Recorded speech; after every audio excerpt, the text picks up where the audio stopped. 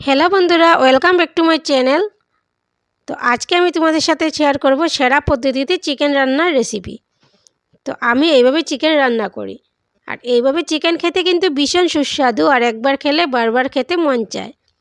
তাহলে স্কিপ না করে পুরো ভিডিওটা দেখো, আশা করছি ভালো লাগবে।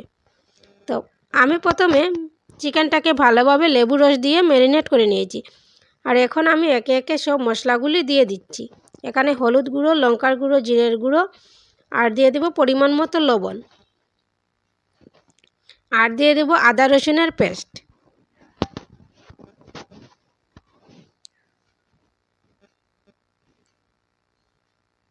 তো দেখো, মাংসটাকে ভালোভাবে আমি ম্যারিনেট করে নিয়েছি।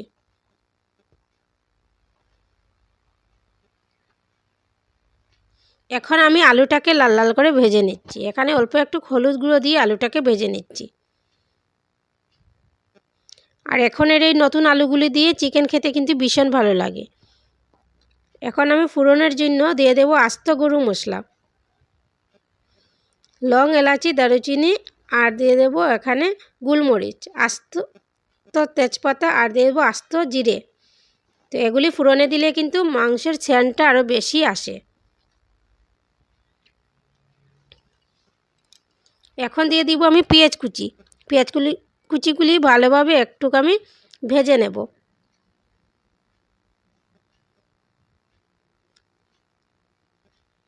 পেঁয়াজ একটু ভাজা হয়ে গেলে এর মধ্যে দিয়ে দেব আমি টমেটোর কুচি।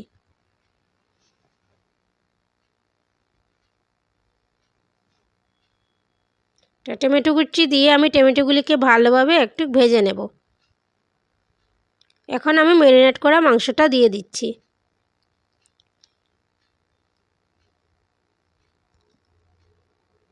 মাংসটা দিয়ে আমি খুব ভালোভাবে এটাকে কষিয়ে নেব। মাংসটা যত কষানো হবে ততটা কিন্তু খেতে ভীষণ টেস্টি হবে।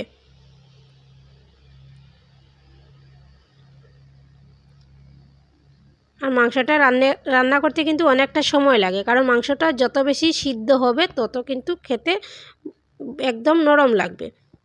চটপট করে কিন্তু চিকেন রান্না করা যায় না।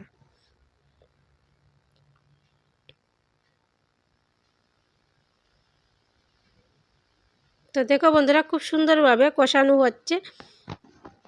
এখন আমি ধনেপাতা আর কাঁচা লঙ্কা একসাথে পেস্ট করে নেব। আর এখানে আমি আস্ত গুঁড়ো মশলাও পেস্ট করে নিয়েছি। নিয়ে ঢাকনা দিয়ে দিয়ে আস্তে আস্তে কিন্তু আমি চিকেনটাকে এইভাবে কষিয়ে নিচ্ছি। ঢাকনা দিয়ে দিয়ে রান্না করলে চিকেনটা খুব তাড়াতাড়ি সিদ্ধ হবে।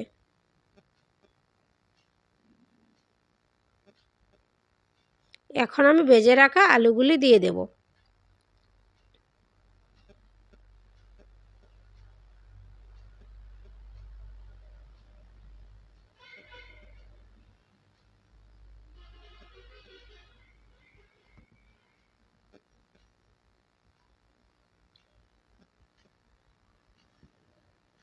তো এখন আমি ঢাকনা দিয়ে আবারও রান্না করে নেব।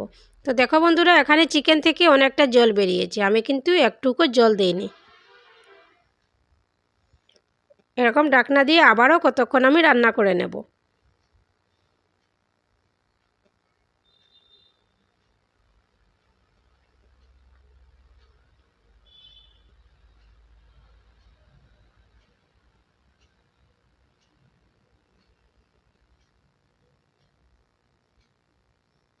তো দেখো বন্ধুরা, আরও কতক্ষণ রান্না করার পর আমার চিকেনটা একদম হয়ে এসেছে। তো এখন আমি ধনেপাতা পেস্টটা দিয়ে দিলাম, আর দিয়ে দিলাম গরম মশলার পেস্টটা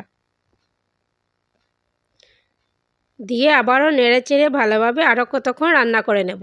রান্না করলেও আমার রেডি হয়ে যাবে চিকেন। তো দেখতেই পাচ্ছ কতটা সুন্দর লাগছে, আর এটা কিন্তু খেতে ভীষণ সুস্বাদু।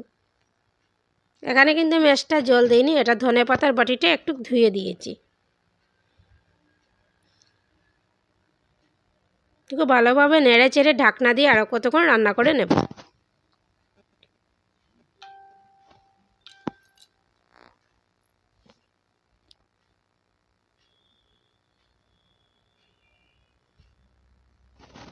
তো তো এখানে দেখো বন্ধুরা, আমার চিকেনটা একদম রেডি হয়ে গেছে।